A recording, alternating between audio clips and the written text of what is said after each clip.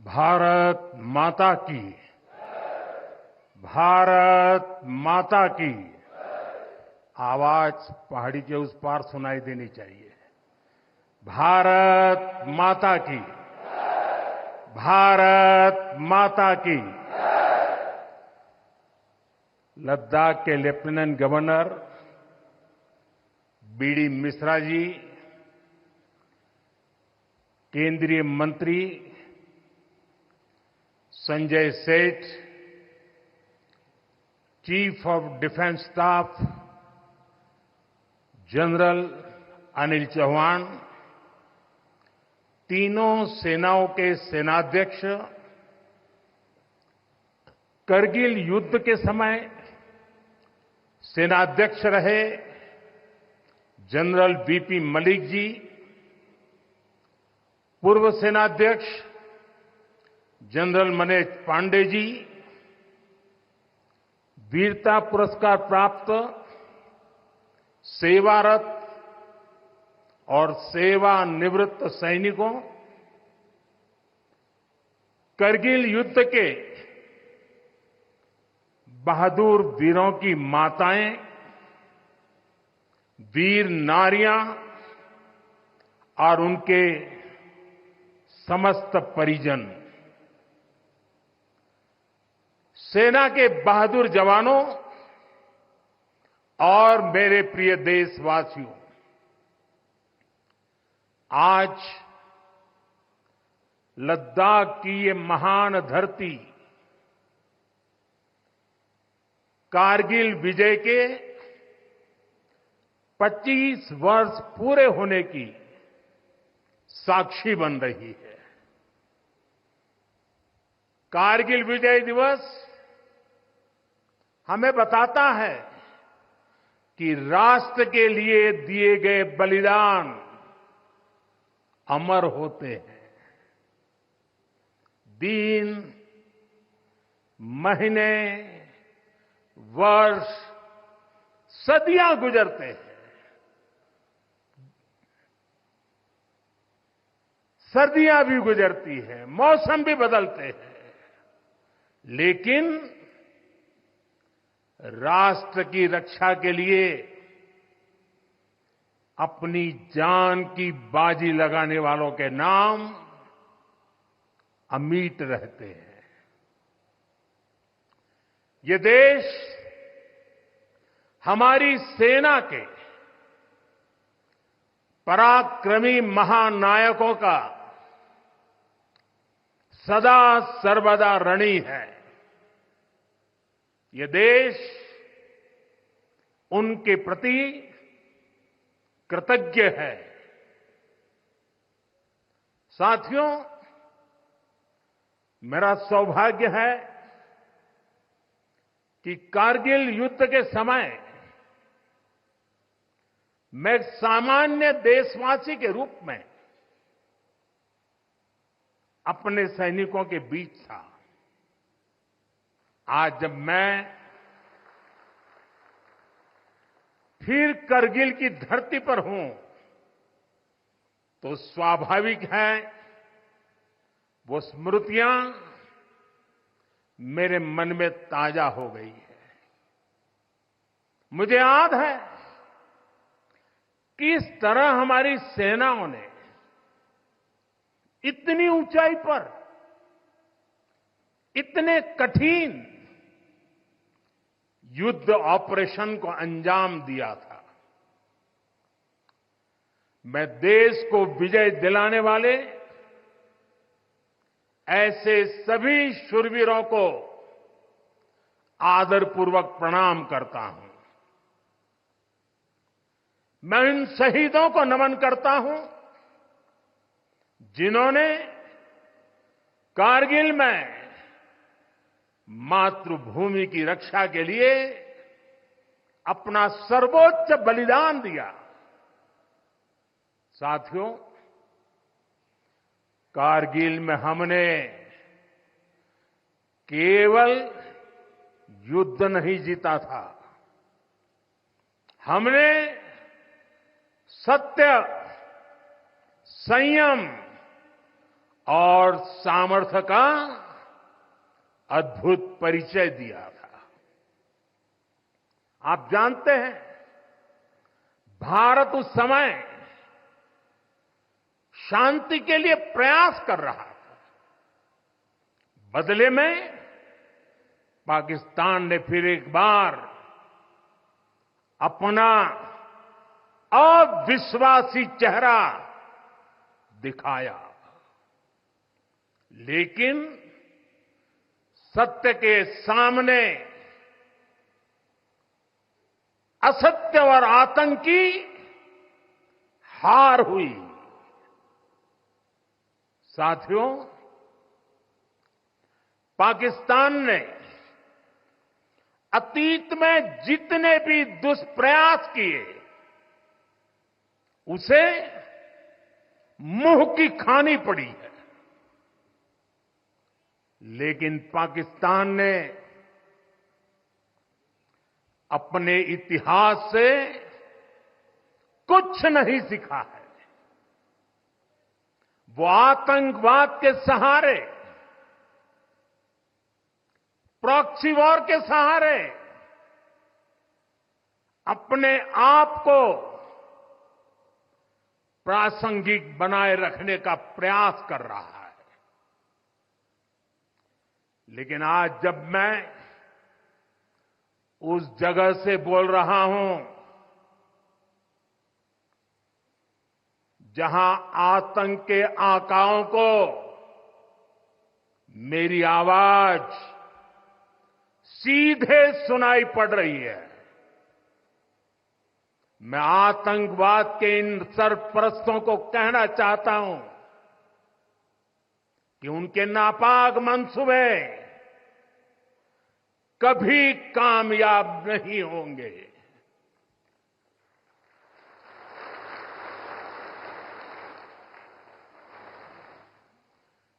आतंकवाद को हमारे जाबाज पूरी ताकत से कुचलेंगे। दुश्मन को मुंहतोड़ जवाब दिया जाएगा। साथियों, लद्दाख हो या फिर जम्मू कश्मीर, विकास के सामने आ रही हर चुनौती को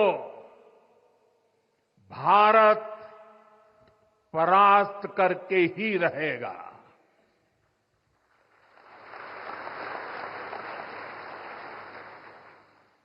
कुछ ही दिन बाद इस 5 अगस्त को आर्टिकल 370 का अंत हुए 5 वर्ष पूरे होने जा रहा है। जम्मू कश्मीर आज नए भविष्य की बात कर रहा है, बड़े सपनों की बात कर रहा है। जम्मू कश्मीर की पहचान G20 जैसी ग्लोबल समिट की अहम बैठक करने के लिए हो रही है। इंफ्रास्ट्रक्चर डेवलपमेंट के साथ साथ जम्मू कश्मीर, लेह, लद्दाख में टूरिज्म सेक्टर भी तेजी से ग्रो कर रहा है। दशकों बाद कश्मीर में सिनेमा घर खुला है। 3.5 दशक के बाद पहली बार श्रीनगर में ताजिया निकला है। धरती का हमारा स्वर्ग तेजी से शांति और सौहार्द की दिशा में आगे बढ़ रहा है। साथियों, आज लद्दाख में भी विकास की नई धारा बनी है। सिंकुल्ला टनल, इसके निर्माण का काम शुरू हुआ है। सिंगोला टनल के जरिए लद्दाख पूरे साल हर मौसम में देश से कनेक्टेड रहेगा। ये टनल लद्दाख के विकास और बेहतर भविष्य के लिए नई संभावनाओं का नया रास्ता खोलेगी। हम सभी को पता है कि कठोर मौसम की वजह से लद्दाख के लोगों को कितनी मुश्किलें आती हैं। सिंकुंतला टनल के बनने से ये मुश्किलें भी कम होगी। मैं लद्दाख के मेरे भाई बहनों को इस टनल का काम शुरू होने के लिए विशेष बधाई देता हूं। साथियों, लद्दाख के लोगों का हित हमेशा हमारी प्राथमिकता रहा है। मुझे याद है कोरोना के समय में करगिल क्षेत्र के हमारे कई लोग ईरान में फंस गए थे। उन्हें वापस लाने के लिए मैंने व्यक्तिगत स्तर पर काफी प्रयास किए। ईरान से लाकर उन्हें जैसलमेर में ठहराया गया था और जब स्वास्थ्य की दृष्टि से पूरी तरह संतोषजनक रिपोर्ट मिले, उसके बाद उन सबको उनके घर तक यहां पहुंचाया था। हमें संतोष है कि हम अनेकों जिंदगियों को बचा पाए।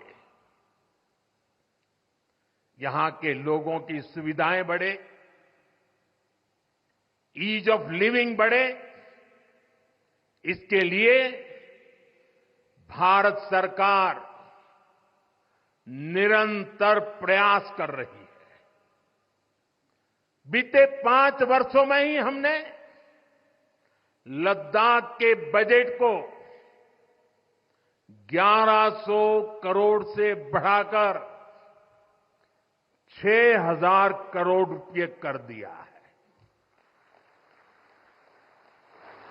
यानी करीब करीब 6 गुना की वृद्धि। ये पैसा आज लद्दाख के लोगों के विकास में, यहां सुविधाएं बढ़ाने में काम आ रहा है। आप देखिए, सड़क, बिजली, पानी, शिक्षा, पावर सप्लाई, रोजगार, लद्दाख में हर दिशा में दृश्य भी बदल रहा है, परिदृश्य भी बदल रहा है।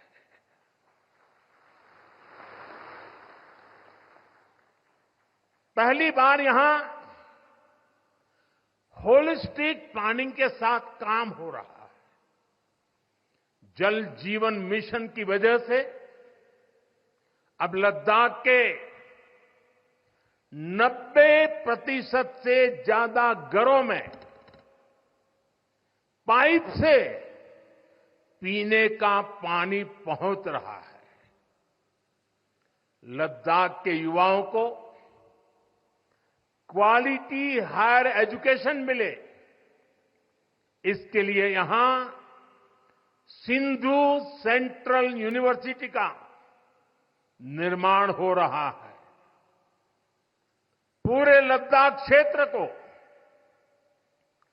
4G नेटवर्क से जोड़ने का काम भी चल रहा है। 13 किलोमीटर लंबी जोजिला टनल का काम भी जारी है।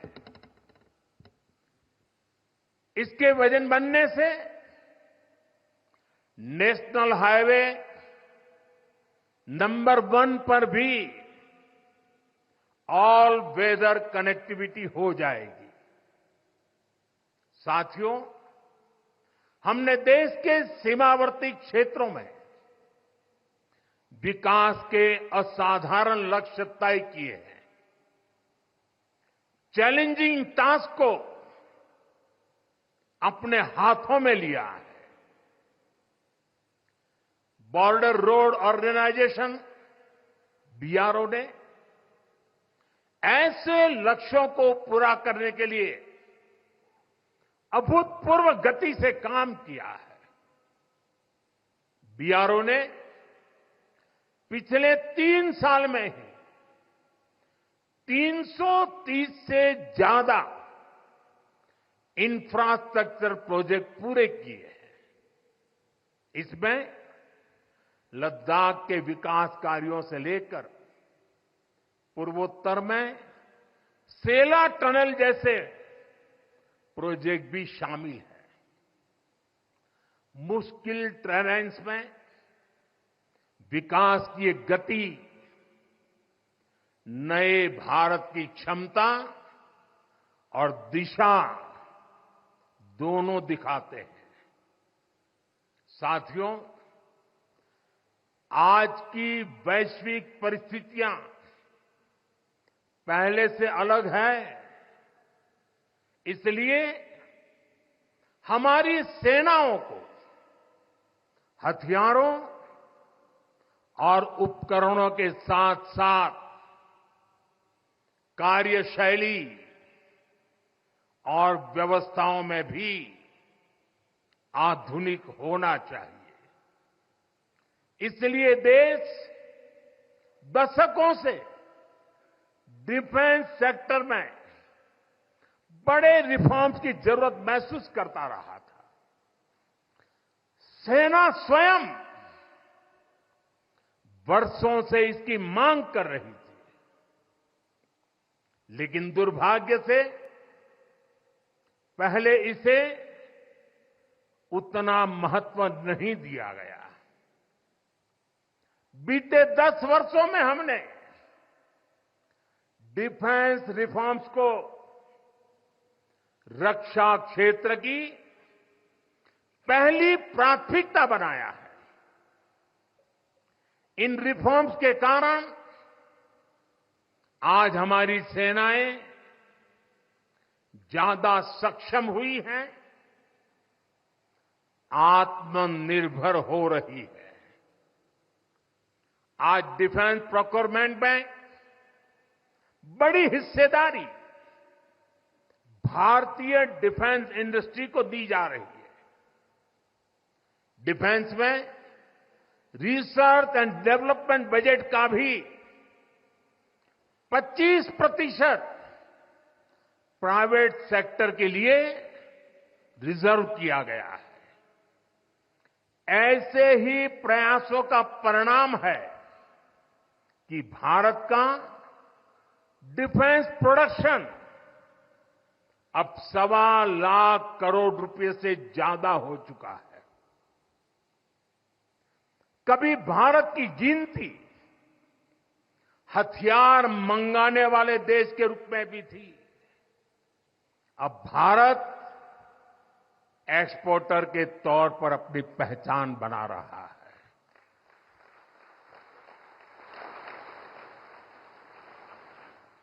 मुझे खुशी है कि हमारी सेनाओं ने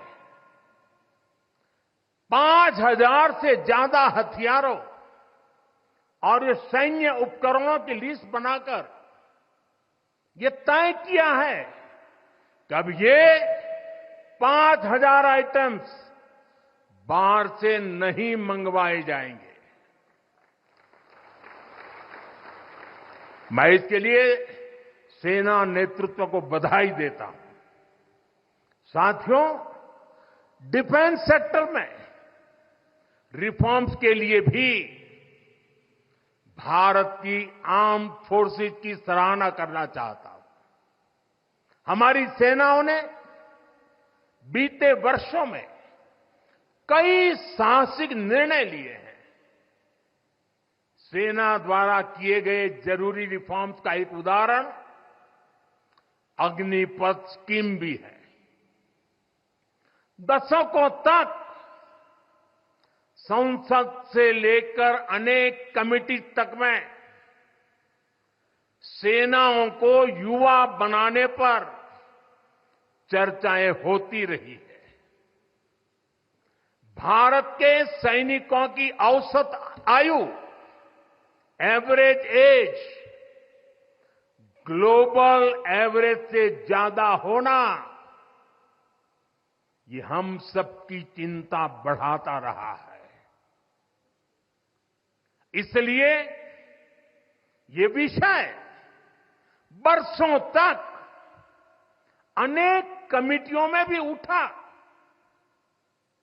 लेकिन देश की सुरक्षा से जुड़ी इस चुनौती के समाधान की पहले इच्छा शक्ति नहीं दिखाई गई। शायद कुछ लोगों की मानसिकता ही ऐसी थी कि सेना मतलब नेताओं को सलाम करना, परेड करना।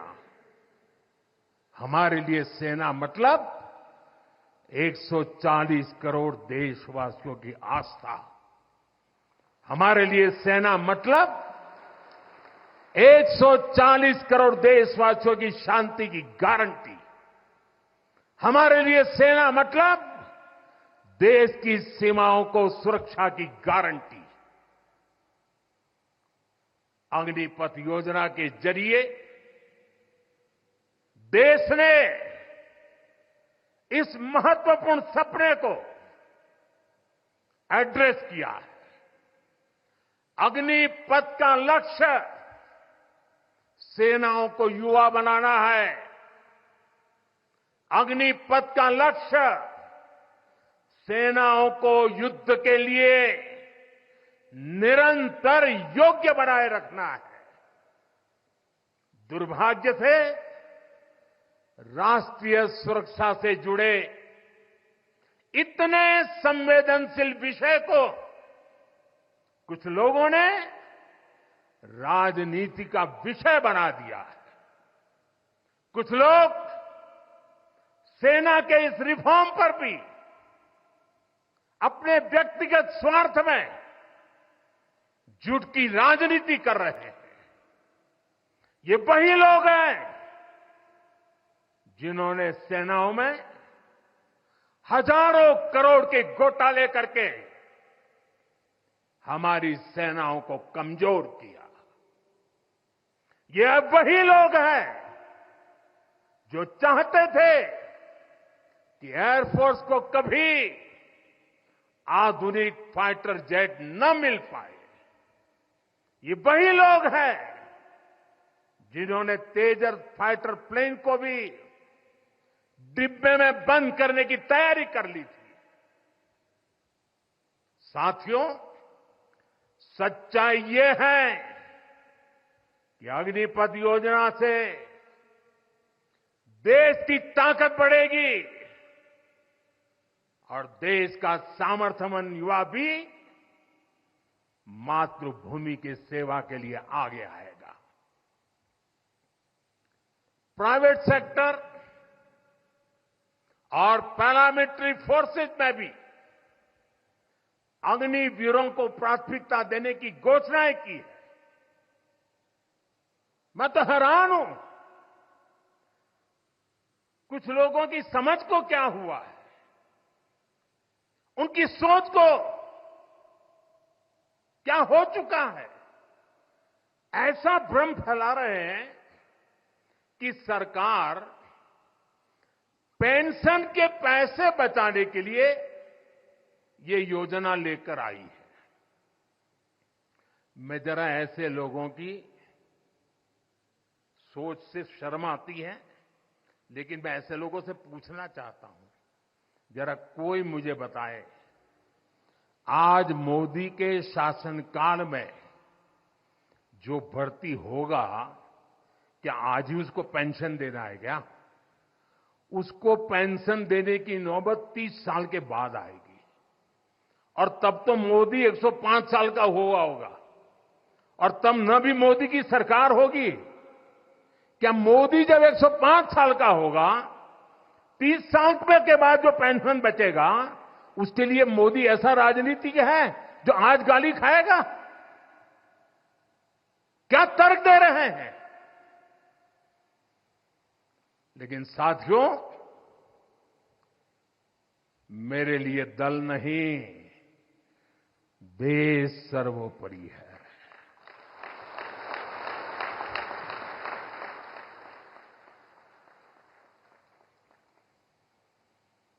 और साथियों, मैं आज गर्व से कहना चाहता हूं, सेनाओं द्वारा लिए गए इस फैसले का हमने सम्मान किया है।